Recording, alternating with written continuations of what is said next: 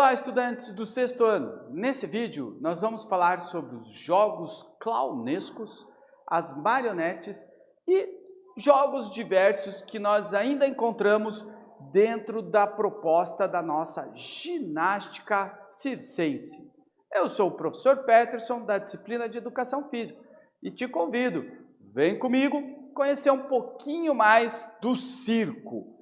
Jogos clownescos, né? Esse nome parece meio estranho, mas veja que ele é bem simples de entender. Se a gente lembrar que clown é, em inglês, o que a gente relaciona ao nosso palhaço, a gente já pode começar a entender o que nós teremos na proposta dos jogos clownescos. Então, olha só, jogos que envolvem interpretação e a expressão de conteúdos dramáticos, sentimentos, histórias, imagens, de preferência sem o uso da palavra, utilizando especialmente a expressão corporal e a gestualidade.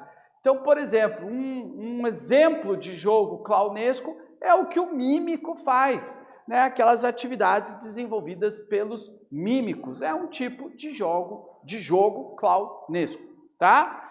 Então, são jogos que apresentam a improvisação e a comicidade como eixos centrais da apresentação.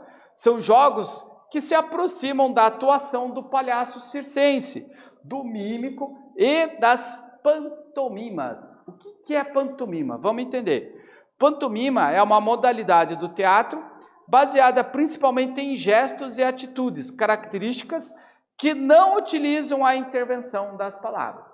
Então, nos jogos clownescos, nós estamos falando principalmente do uso da expressão corporal. Então, eu quero contar uma história, quero transmitir uma mensagem, quero que o outro entenda essa história, entenda a mensagem que eu estou transmitindo, mas eu não vou usar as palavras, eu não vou falar, eu só vou utilizar os meus gestos, o meu corpo, a minha expressão corporal, a minha linguagem corporal, tá? Então esses são os jogos clownescos.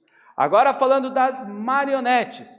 O fantoche é um boneco que se articula através de fios, cordéis ou de um outro procedimento. Pessoal, hoje existem inúmeras técnicas de manipulação de marionetes, de bonecos, né? Talvez vocês conheçam aquela do boneco luva, que você coloca por dentro, né? E mexe. Essa é uma técnica também bem conhecida, né? Através do uso da sua mão, você mexe principalmente a boca do boneco, tá? Então essa também é uma técnica de marionete.